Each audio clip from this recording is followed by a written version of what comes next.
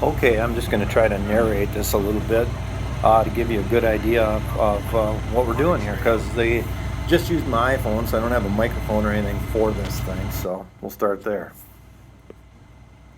Okay, so we're just pulling onto the runway at this portion, and I'm kind of talking there, but it didn't work out so good. So I just pull onto the runway, getting ready for takeoff.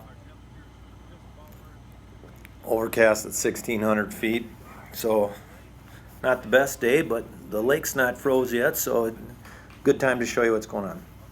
I always take off clean with this aircraft, just because it takes off fast enough the way it is.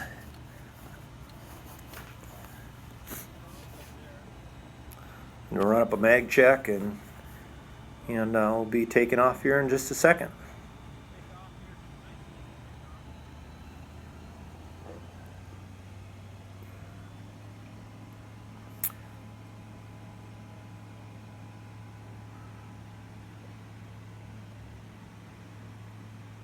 All right, so we're off and flying. It'll climb, if I'm by myself, it'll still climb just about 900 feet per minute, even with the floats. The floats hold it back on that a little bit, but not a lot. With my wife in there right now, like I'm 190 pounds plus my clothes, and she's probably 120 pounds plus her clothes, and I was running half to 3/4 of a load of fuel. It'll still climb 800 feet per minute, so it doesn't really hold you back. It does a pretty good job. We're heading over to Lake Pepin, so if you were on the map, you'd look at Red Wing, Minnesota, RGK Airport. You just follow the river down a little bit, and the river widens out into what's called Lake Pepin. It's a pretty large lake for around here. Just starting to look at the water a little bit. This day was calm, so the water's going to be somewhat glassy, which makes it a little bit trickier for some people. For me, I'm okay as long as I can see land. I don't know what I would do if I was out in the middle of a large body. I'd have to use the technique I was taught. There you can see what I'm doing is I had switched a valve, and I'm jacking up the landing gear. And you can see right there, there's a mark to show you that it's out. You can see that on both sides of the plane really easy. Plus I got a mirror, which is very easy to see, to make sure that the nose is up. As you may know, landing with your gear down is a disaster. So as I come along here, I'm above the bluffs. I'm thinking I'm about 1,400 feet. And I'm going to start making our way down the bluffs. And as I get down close to the water, my wife didn't video it quite like I wanted to. She starts videoing the float so you can see it go in the water. But I will go in about 40 miles per hour, flaps on, high angle of attack. And I like to drag the heels in, and that just works the best for me.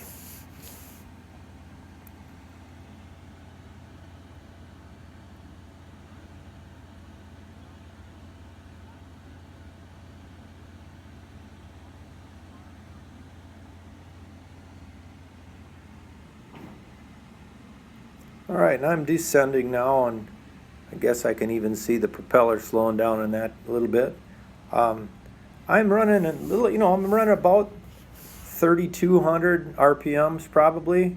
You got to play with it a little bit, but as I make my way down now, my wife, I wish she would have shown the angle of attack, but the plane actually has a high angle of attack right now. I'm kind of heeling my way in about 40 miles an hour. Somewhere between 3 and 3,500 RPMs, varying depending upon how it's falling in, and so you'll get an idea here if you watch the float as we get close. She actually records the float hitting the water, so you get an idea there. And it goes in the water just as nice as any float plane does.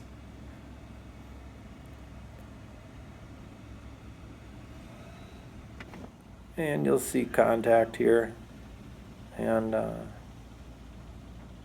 am in the water. Nothing special there. I will pull up the flaps now and go back to clean. I like to take off clean. You can take off with flaps if you like to. And you pull the stick all the way back, you hold it all the way back, and as it planes off, I'm just relieving the pressure, the back pressure, and then just easing a little back pressure in, and I just let it just take off. You don't jerk them out of the water, you just let them take off, and it takes off real quick. I should mention on the landing portion, the minute I touch the water, I am full back on the stick and the throttle is off. That's the main keys of that. I'm off the water now, and I didn't count the seconds, but I'm guessing 8 seconds in that neighborhood. And I'm just going to turn around, head back.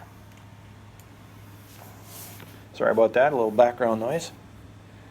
Turn around now and heading back to the airport. I'm over Lake Pepin, be heading back west. I'm about 3 miles from the airport, so airport will be right in front of us there.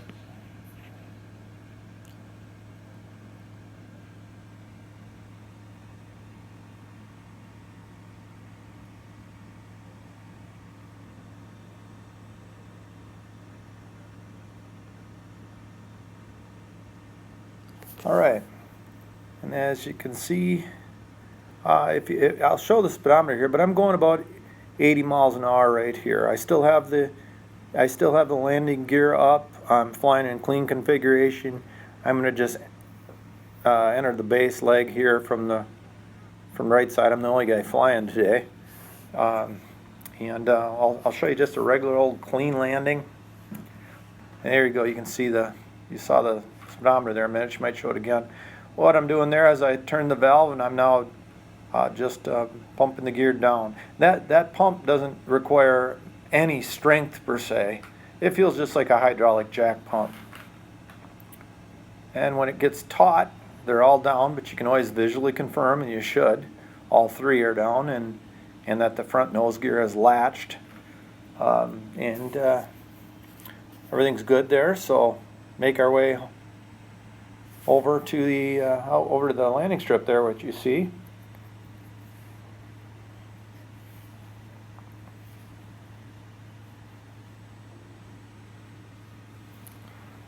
Turns with the floats, no problem. 45 degrees, 60 degree, it's no different than it was with the wheels.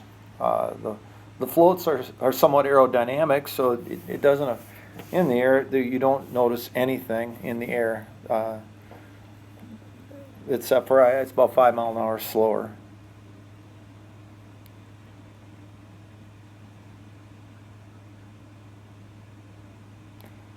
Just on left base there, and that's east-west running runway, so it's 27 we're going to land on.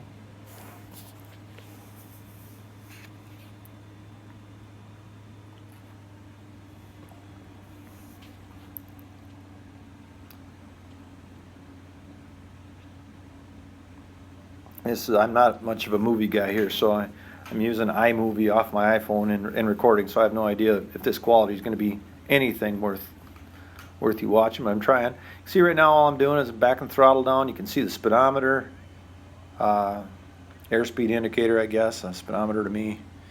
I'm going to swing in for final and just make a normal clean landing. I'm not trying to do anything short or funky. It's just a regular old run-of-the-mill landing.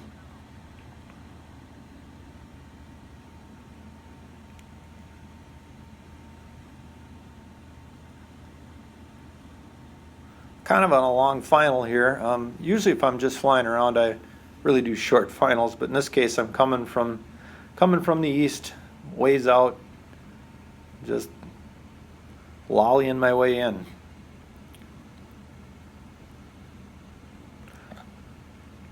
One thing I do a little differently. When I had wheels on it, a lot of times I'd come in really steep and flare. You can do that. It still is okay that way. I've always had the thought of, well, if you flare too far and you scuff the floats. I've never done it, but I come in a little flatter now than I used to.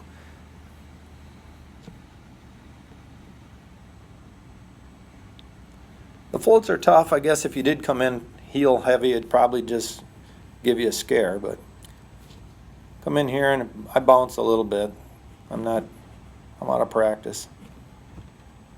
But there we go, we're on the ground, and that was once into the lake and once out. So I hope that gives you some information.